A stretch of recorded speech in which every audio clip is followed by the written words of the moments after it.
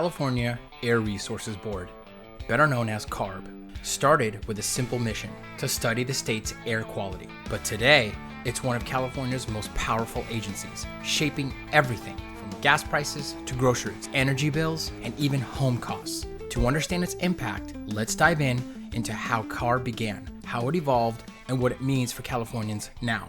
Let's get right into it. Like CEQA, the California Air Resources Board was born under Governor Reagan via the Mulford-Carroll Act, emerged during a wave of environmental awareness. Its mission, clean the air with tough vehicle emission rules.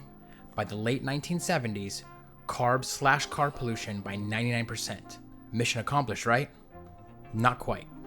Like CEQA, CARB grew into a juggernaut. The 2006 Global Warming Solutions Act supercharged it with climate programs like the Low Carbon Fuel Standard and Zero Emission Vehicle mandates. Armed with a unique EPA waiver, CARB enforces stricter gas blends no other state can match. Now, its 16-member, mostly governor-appointed board regulates everything: fuels, trucks, even lawnmowers. The result? Gas prices near $5 a gallon, potentially hitting $8 per gallon by the end of 2026. Like CEQA's delays on homes, CARB's red tape drives up costs of groceries, rent, everything, making California unaffordable. So you're probably thinking to yourself, yeah, dude, I get it. I already know. Gas prices impact the cost of living. But how does the Air Resources Board affect housing prices? I'll tell you how. CARB's influence runs much deeper through the California Environmental Quality Act, CEQA. CARB has implemented the Vehicle Miles Traveled Standard, or VMT, which shapes urban development and housing costs in significant ways. VMT is a metric used to access the transportation impacts of proposed projects, including housing developments. It replaced the older level of service metric, which focused on vehicle delay and traffic flow to better align with California's goals of reducing greenhouse gas emissions and promoting sustainable land use. Historically, CEQA evaluated transportation impacts using vehicle congestion. This often incentivized car-centric infrastructure, conflicting with climate goals. In 2018, following Senate Bill SB 743, California shifted to VMT as the primary metric for transportation impacts under CEQA. VMT measures the total distance traveled by vehicles generated by a project, focusing on reducing per capita vehicle travel to lower greenhouse gas emissions. CARB supported this shift as part of its mission to reduce air pollution, aligning with the 2006 Global Warming Solutions Act, AB 32, and other climate initiatives. While CARB does not directly implement the VMT standard, it provides expertise and regulatory oversight as the state agency responsible for air quality and greenhouse gas reduction. The Office of Planning and Research developed CEQA guidelines adopted in 2018, requiring lead agencies to use VMT for transportation impact assessments. CARB collaborates with agencies like the Department of Housing and Community Development, Caltrans, and local governments to refine VMT methodologies as seen in studies mandated by bills like SB 768. The VMT standard applies to all CEQA projects, including housing, commercial, and industrial developments, with specific focus on reducing single occupancy vehicle trips. So you're thinking, what the heck does all that mean? The long and short of it is basically a developer wants to develop some housing. They look at the distance traveled to go to work, to go to the grocery store, your basic necessities, and they say, that's too far, that's too many miles, that's too much gas, that's gonna cause quote unquote too many greenhouse gas emissions. You can't build there, which is one of the major contributors to the California housing shortage. And to further complicate things, say you get approved by the Office of Planning and Research Development or the Department of Housing and Community Development. There might be some stipulations, like funding bike lanes or bus stops. And you may think, yeah, that's a good thing, that's great. But when developers cover these costs, which can range from thousands to millions of dollars, depending on project size and location, these expenses often get passed to the buyers or renters, inflating housing costs, or they just abandon the project entirely. In San Diego's Normal Heights, A 2023 plan for 200 affordable homes near transit faced a sequel lawsuit over high VMT, citing quote-unquote traffic impacts. 2 years later, it's still stalled in court, costing millions. In Oakland's Fruitvale district, a 150-unit infill project was scrapped in 2024 after developers couldn't afford VMT mitigations, like funding bus routes or bike lanes. In Los Angeles' Koreatown, a 300-unit mixed-use development hit a 2024 CEQA challenge over VMT projections, forcing developers to pay for transit upgrades, delaying construction 18 months. So we see how CARB, together with CEQA, uses VMT to affect housing costs. Now let's talk about how CARB makes the whole state unaffordable. We all understand that gas prices and fuel prices affect the cost of everything. But why is gas so expensive in California? I'll give you a hint. It's not capitalism, it's not price gouging, it's not greedy corporations or oil companies. The Low Carbon Fuel Standard, or LCFS, is multifaceted.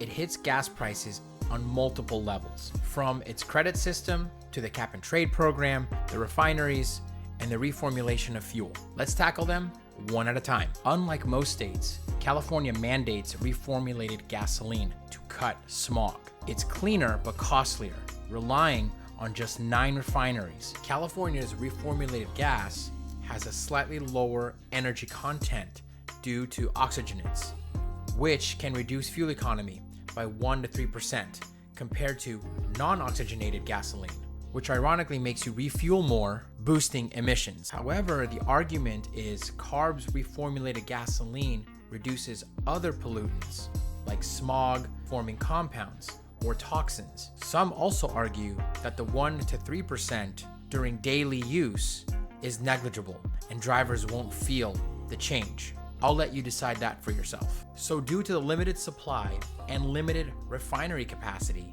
combined with the high demand and the cost to make the fuel, the price per gallon increases 50 cents to $1. Now let's talk about the refineries in California that produce this fuel. Since 2008, 6 refineries in California have shut down, reducing the state's capacity to produce gasoline and other fuels. 2 of these, Marathon's Martinez refinery, which closed in 2020, and Phillips 66's Rodeo refinery, have converted to renewable diesel production, meaning they no longer process crude oil for gasoline. The other 4 closures were permanent, driven by factors like regulatory pressures, low profit margins, and demand shifts. As of early 2024, California had 9 refineries producing gasoline, down from 15 in 2008. Furthermore, 2 refineries are slated to close in California in 2026. Phillips 66 Wilmington refinery in Los Angeles, which produces 139,000 barrels per day, is scheduled to cease operations by the end of 2025, citing long-term sustainability challenges and market dynamics. Valero Benicia refinery in the San Francisco area, producing 145,000 barrels per day, is planned to shut down by April 2026, driven by California's strict regulations and high costs. Valero is also evaluating options for its smaller Wilmington refinery, which produces 85,000 barrels per day, which could close, further reducing capacity. These closures will reduce California's refining capacity by 17 to 21%. That's 284,000 to 369,000 barrels per day from its 2024 level of 1.68 million barrels per day.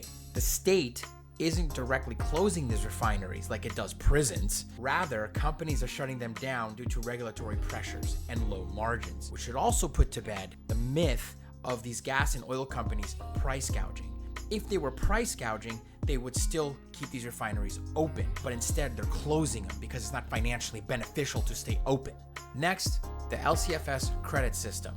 This system focuses specifically on reducing the carbon intensity, CI, of transportation fuels by setting declining CI targets. 30% carbon intensity cut by 2030, 90% by 2045, forcing producers to buy expensive credits or switch to biofuels. Fuel producers and importers with fuels above the CI benchmark generate deficits and must buy credits from those producing lower CI fuels to comply. Companies earn credits for every ton of carbon they cut based on life cycle emissions. The state regulates CI targets and credit prices, but LCFS allegedly doesn't generate government revenue.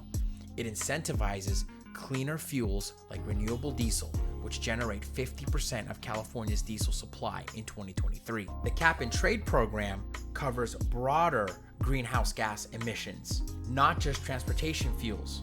It sets a declining cap on total emissions, with companies buying or selling allowances at auctions or secondary markets. Auction revenues fund the Greenhouse Gas Reduction Fund, GGRF. It says 35% of the GGRF fund goes to disadvantaged communities, but we all know that means pet projects, money laundering, and DEI programs. The LCFS credit system is a regulatory policy targeting transportation fuel, CI, with government-set credit prices, while cap and trade is a market-based policy with auction-driven allowance prices. LCFS credits are specific to fuel pathways, while cap and trade allowances cover broader emissions. Fuel suppliers can be subject to both, increasing compliance costs. I mentioned the LCFS credit system and the cap and trade program together because both involve companies and providers spending extra money, which increases fuel costs. LCFS, 50 to 80 cents a gallon.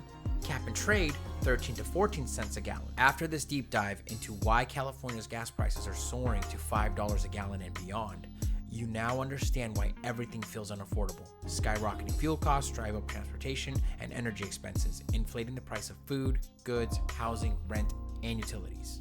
I'm unsure what it will take to spark change in California. Maybe people will wake up when gas hits $8 a gallon, or when a one-bedroom studio surrounded by homeless and crime costs $8,000 a month. I don't have the solution, but what I do know is California needs a seismic shift. The state assembly and state senate must be balanced. No more Democratic supermajority. A slim majority, 41 out of 80 in the assembly, 21 out of 40 in the Senate, could pass reforms to protect the environment while making California affordable. Let me be absolutely clear.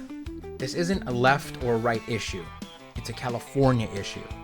For decades, one-party policies have allowed the California Air Resources Board to morph into an uncontrollable monster, trying to control every facet of our lives, making California unaffordable for everyone, increasing gas prices, housing, rent, utilities, and much more, making the poor poorer, destroying the middle class, and choking the life out of the state.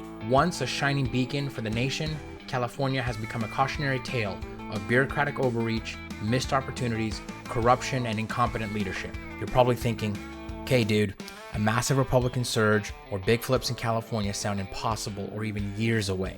How does that help me now? What you can do is call your state senator or assembly member and demand CEQA reform, and eliminate CARB's bureaucratic overreach by repealing the vehicle mileage tax and the LCFS for starters. You can educate your family and friends and tell them about CARB's VMT or California's special gas, and how that affects housing prices and makes California unaffordable. Like, comment, and share this video, because next I'm going to tackle CARB's electrical vehicle mandates, the Water Resources Board, the California Coastal Commission, unions, and way more. Thanks for watching.